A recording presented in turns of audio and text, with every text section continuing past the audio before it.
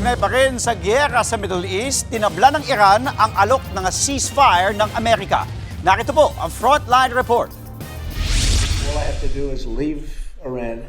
I would say that within 2 weeks, maybe 3. Yan ang pahayag ni US President Donald Trump sa gitna ng mahigit isang buwan ng giyera sa Middle East. Sa press conference ng White House nitong April 1, sinabi ni Trump na nagawa na ng Amerika ang layunin nitong buwagin ang nuclear program ng Iran. Napabagsak na rin daw nila ang rehimen ni Iranian Supreme Leader Ali Khamenei na napatay sa airstrike. And we had regime change already.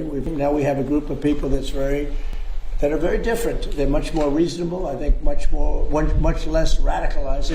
Pero ang Iran tila hindi basta-basta aatras sa laban. Ayon sa Iranian media, tinanggihan ng gobyerno ng Iran ang alok ng Amerika na 2 araw na tigil putukan. Kahapon ang pabagsakin nito ang isang fighter jet ng Amerika. Mas pinaigting din ng Iran ang pag-atake sa Israel. Patuloy sila sa pagpapakawala ng missile sa Tel Aviv. Dahil ito sa banta ni Trump na bobombahin ng Iran kung hindi ito papayag sa ceasefire. Isa sa mga kondisyong inilatag ni Trump sa Iran para sa ceasefire ang pagbubukas ng Strait of Hormuz na daanan ng 20% ng global oil supply. Sa kabuuan, higit 2,100 na ang nasawi sa US-Israel-Iran war.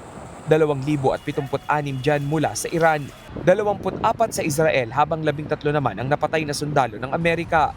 Nagbabalita mula sa Frontline, Rainiel Pawid, News 5. Mga kapatid, Andre Felix po. Iba na ang may alam at may pakialam sa panahon ngayon.